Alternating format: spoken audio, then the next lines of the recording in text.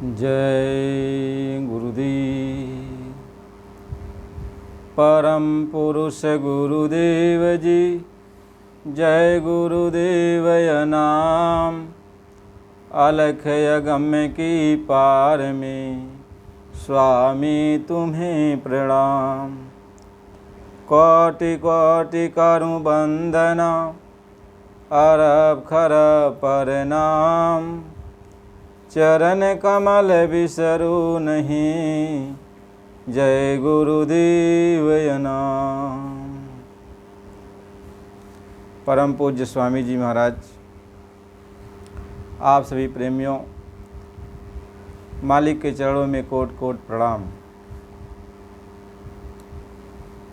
आज हम सभी लोग इस विषय पर चर्चा करेंगे कि यदि गुरु नाराज हो जाए तो उसे प्रसन्न कैसे किया जाए।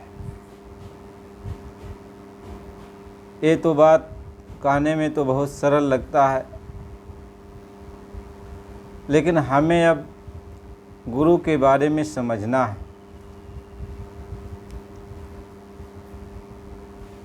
महापुरुष इस बात को समझाते हैं कि गुरु जब रूठ जाता है, गुरु नाराज हो जाता है, तो फिर इस जीव का ठौर ठिकाना कहीं नहीं लगता। कहीं कबीरा हरि की रूठती, गुरु के शरणे जाए। कह कबीर गुरु रूठती, हरि नहीं होत सहाय। कहते हैं कि यदि हम इस संसार में हैं, हमारे ऊपर दुखों सुखों का ये मुसीबत का पहाड़ टूट पड़ा है, हम इससे मुक्ति नहीं पा रहे हैं, निजात नहीं पा रहे हैं, तो हम गुरु के पास जाते हैं। तो गुरु इस मुसीबत से बचाने के लिए कोई न कोई रास्ता हमको बताते हैं कि जिस रास्ते को पकड़कर हम इन दुखों से छुटकारा पाते हैं। लेकिन यदि वह गुरु ही कहीं रूठ जाए तो फिर हरि हमारी कोई सहायता नहीं करता। हरि को आपने देखा नहीं, भगवान को आपने देखा नहीं। भगवान ही गुरु के रूप में आता है, भगवान ही हमारे सामने गुरु ही बन के आता है। तो गुरु रूठ जाएगा तो इसका कौन सहारा होता है। हरि का रूठने का मतलब होता है कि हमारे जो कर्म हैं, जो हमें दुख और सुख दे रहे, तकलीफ़ दे रहे हैं, इससे निजात पाने के लिए हमें गुरु के पास जाना पड़ता है। यानी वो भगवान ही जब संत रूप में आते हैं, उनके पास हम जाते हैं, तो वो हमारे दुखों का निवारण करते हैं। महात्मा इस बात को समझाते हैं, हमें गुरु के बारे में पहले समझना है, फिर उसके नाराज़ होने के बारे में समझना है। गुरु कौन है? गुरु महात्मा ये समझाते हैं जो अंधेरे में रोशनी देता है। जहाँ हम दुख और मुसीबत में पड़े हैं, जो उसमें से निकाल देता है, हमें खुशहाली देता है, जो हमें परम शांति का अनुभव कराता है। हमें शांति कहीं नहीं मिलती, हमें शांति देता है। महात्मा ये समझाते हैं जो हमारी सारी शंकाओं का निवारण कर देता है, उसको गुरु कहते हैं। गुरु ही हमारे जन्म मरण के बंधन को काटने वाला होता है, जो एक कुंजी है। वह कुंजी ही गुरु है जो जन्म और मरण के बंधन को काट देता, आवागमन से हमें आपको छुटकारा दिला देता है। वो गुरु है। गुरु की जितनी भी महिमा की जाए वो कम है। क्यों? कि गुरु ने ही सारे संसार की, सारे जहान की रचना किया है। गुरु ही सारे ब्रह्मांडों की रचना किया है। गुरु ने ही सबको पैदा किया है। गुरु ही इसमें सृजनहार है। गुरु ही सबको अपने ऊपर, अपने आधार पर चला रहा है। गुरु तो गुरु की महिमा बड़ी अपार है। तो महात्मा ये समझाते हैं, जब आप गुरु के बारे में जान जाओगे तो भगवान के बारे में जान जाओगे। क्योंकि भगवान को आप जान नहीं सकते, और भगवान ही जब गुरु बन के आता है, आप जैसा रूप बना के आता है, मानो पोल पर जब वो आता है तब हम उसको गुरु कहते हैं, उसको संत कहते हैं, और वो हमारी सारी शंकाओं का वो समाधान करता है, सारी शंकाओं को वो निकालता है। हम कैसे यहाँ पे फंसे हुए हैं, किन शंकाओं में हम डूबे हुए हैं, हर शंकाओं का वो निवारण करता है, रोशनी देता है। गुरु उसको कहते हैं। गुरु हर शंकाओं को छिन्न भिन्न कर देता है, और कहीं ऐसा रहने नहीं देता कि आपको फिर वहाँ शंका हो। सगली शंका, कहीं सगली शंका गई नसाई, और पूरन गुरु मिले तुम भाई। सारी शंका खत्म हो जाती है जब गुरु मिल जाता है। गुरु मिल जाने के बाद भी यदि आपको शंका रहती है, आपको शंका रहती है, तो यह उसी तरीके से है, सूरज उग जाने के बाद भी आपको अंधेरा दिखाई पड़ता है। सूरज उगने के बाद भी आपको अंधेरा दिखाई पड़ता है। तो आप सोचो, अंधेरा उसी को दिखाई पड़ेगा सूरज उगने के बाद जिसके आँख में रोशनी न हो, या दिन में जिसकी आंखें बंद हो जाती हो।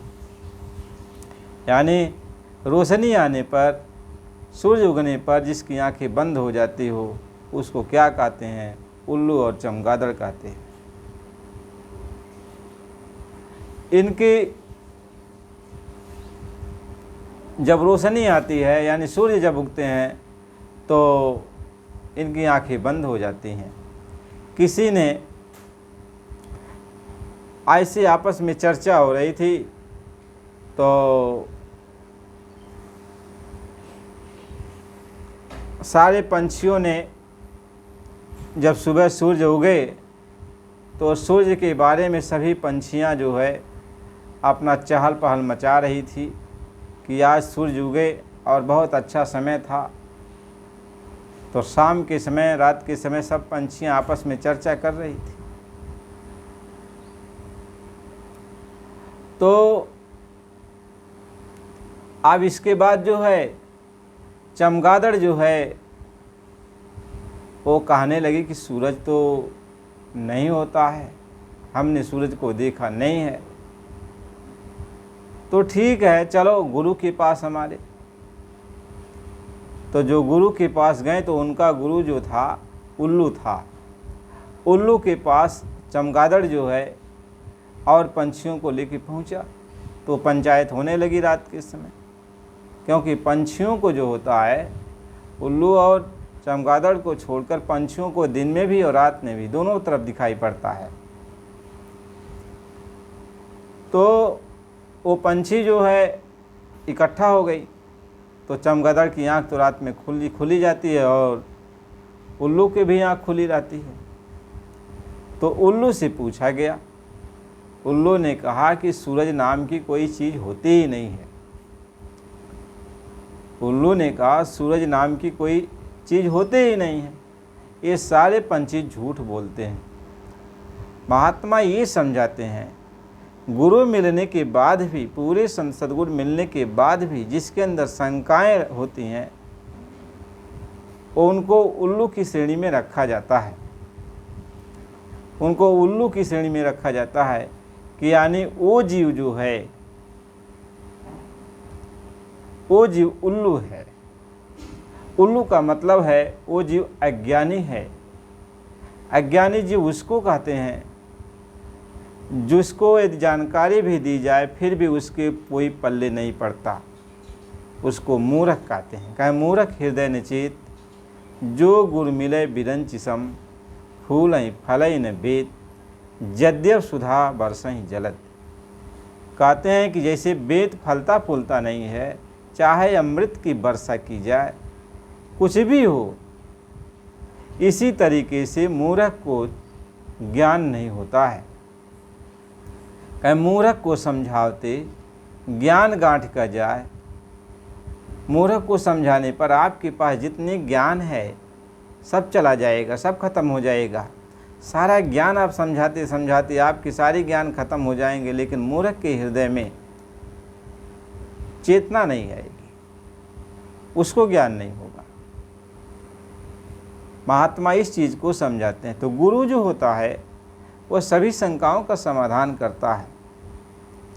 वही जीव गुरु के आने के बाद भी उसी जीव को शंका रहती है जिसने अपनी आंखें बंद की है, जिसने अपने कान को बंद किया है। यानी गुरु सामने आने पर अपनी आँख को बंद कर दिया, अपने कान को बंद कर लिया है। जैसे सूरज उगने के बाद भी आदमी आँख को बंद कर रखता है, कान को बंद रखता है, तो सूरज की न रोशनी देखता है, तो आँख कान वो बंद कर लेता है। यानी महात्माओं की जो सत्य वचन है वह सुनना नहीं चाहता, उनके सत्संग को वो सुनना नहीं चाहता, समझना नहीं चाहता, उनके सत्संग में वो बैठना नहीं चाहता। उसी को शंका होती है, उसी को शंका होती है। वही कुछ न कुछ उधेड़बुन में रहता है, वही कुछ न कुछ प्रश्न करता रहता है, कुछ न कुछ वह कुछ ऐसे ऐसे प्रश्न ले आकर करता है ताकि जो गुरु की तरफ लगे हुए हैं उनके मन के अंदर शंका पैदा हो जाए। महात्मा इस बात को समझाते हैं, गुरु सारी शंकाओं को छिन्न भिन्न कर देता है, लेकिन जब आँख कान जीव बंद कर लेता है, उनको देखना नहीं चाहता, उनके वचन को सुनना नहीं चाहता, तो उसके अंदर अज्ञान का पर्दा पड़ा रहता है। गुरु नाराज कब होता है? कोई यदि प्रेमी ये कहता हो कि गुरु हमसे नाराज हो गए और उनको हम कैसे प्रसन्न करें, तो प्रेमियों से हम ये कहना चाहते हैं कि जो गुरु होता है, जो सचमुच गुरु है, जो पूरा गुरु है, जो सचमुच पूरा सतगुरु है, आप इसको गठिया लो। कभी पूरा संत सदगुरु जो होता है किसी भी प्रेमी के ऊपर नाराज नहीं होता, किसी जीव के ऊपर कभी नाराज नहीं होता, क्योंकि उसके अंदर जो नाराज वाला अंग है वो नहीं होता, उसके अंदर काल अंग नहीं होता, क्रोध का अंग नहीं होता, अहम का अंग नहीं होता, ये अंग उसके पास नहीं होता। वह काल अंग को निकाल चुका होता है। महात्मा ये समझाते हैं, यदि किसी को तब भी ऐसा लगता है कि गुरु नाराज है, तो उसका अपना सोच है, अपना भ्रम है, क्योंकि वह ऐसा कुछ काम किया होगा जिससे खुद उसकी आत्मा ये कहती है कि हमने गलत काम किया है, इससे हमारा गुरु हमारी इस कर्मों से नाराज है, हम अपने गुरु को कैसे खुश करें। ये आपका अपना भ्रम है।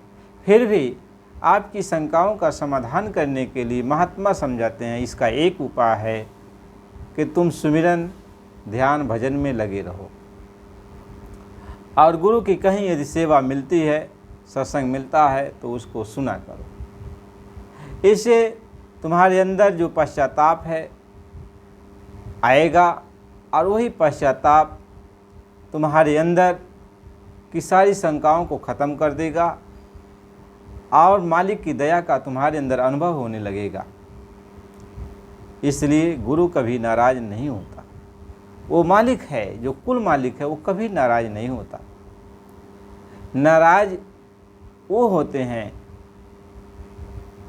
जिनके अंदर काल अंग होता है। जैसे भगवान जब अवतार लेते हैं, त्रिलोकीनाथ जब अवतार लेते हैं, तो इनके पास दो धारे होती हैं। इनके पास दो धारे होती हैं, एक दयाल की धार होती है और एक काल की धार होती है। पहले तो ये दया करके सबको समझाते हैं, बुझाते हैं, बहुत समझाते बुझाते हैं, समझाते बुझाते जब वो खुद हार जाते हैं, तब वो अपने अंदर काल की धार का प्रयोग करते हैं।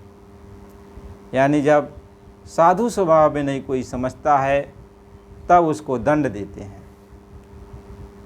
इसलिए जितने भी शक्तियाँ आई भगवान की, वो सारी शक्तियाँ पहले समझाना शुरू की, हर तरह का वो भी कष्ट सही, लेकिन समझाते समझाते जब लोग नहीं माने तब उन्होंने अपने काल अंक का प्रयोग किया, तब उनका सफाया किया।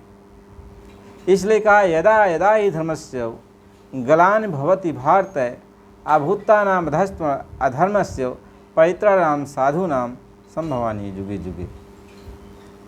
यानी जब जब धर्म की हानि होती है, अधर्म की वृद्धि होती है, तब तब मैं धर्म की स्थापना के लिए इस संसार में अपने स्वरूप को प्रकट करता हूँ और धर्म की मैं स्थापना करता हूँ।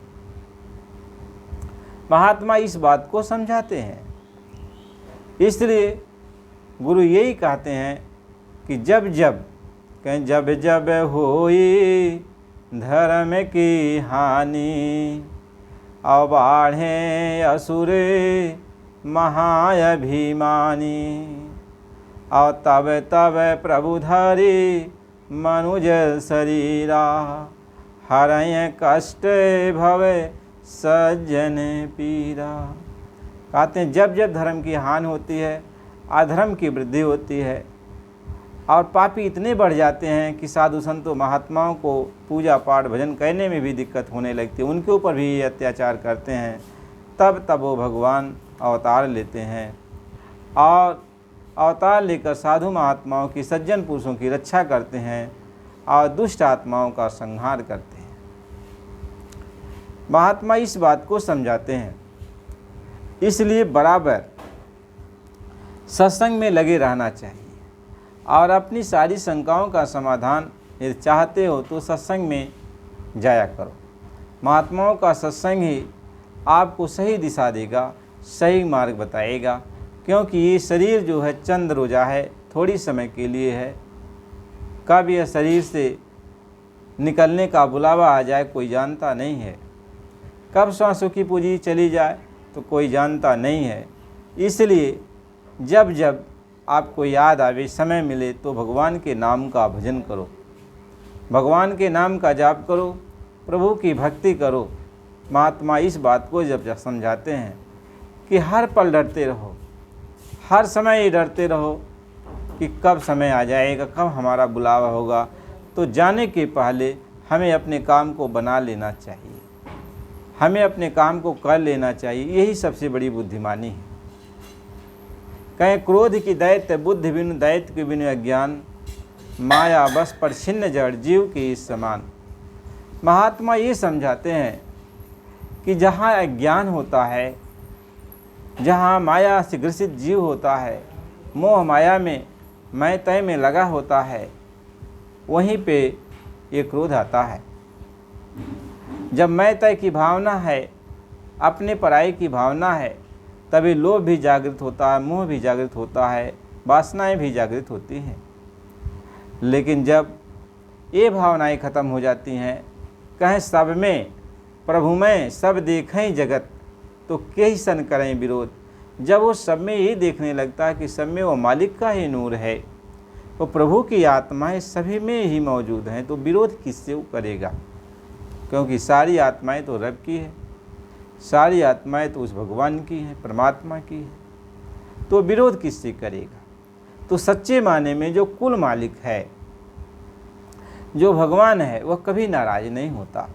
वह तो हमेशा दया करने के लिए ही आता है, क्योंकि जीव यहाँ इतना गिर गया है, इतना गिर गया है कि उसके यदि करने को दर्शाया जाए तो लिखने पढ़ने में वो नहीं आता, क्योंकि इतना उसके अपराध हो चुके हैं। तो बताओ, वो जानता है कितने अपराधी ये जीव है, इतना कर चुका है, तो कौन सा वो जो है आपके ऊपर अपराध नाराज होने के लिए वो आएगा? यदि ऐसा ही करना रहे कि हम चलेंगे नाराज होंगे, तो आएगा ही क्यों? इसलिए महात्माओं को लोगों ने बहुत गाली दिया, बहुत महात्माओं को लोगों ने कष्ट दिया, महात्माओं को बहुत यातनाएं दिया, फिर भी महात्मा कभी किसी के ऊपर नाराज नहीं हुए। सबको सबका भला ही उन्होंने चाहा।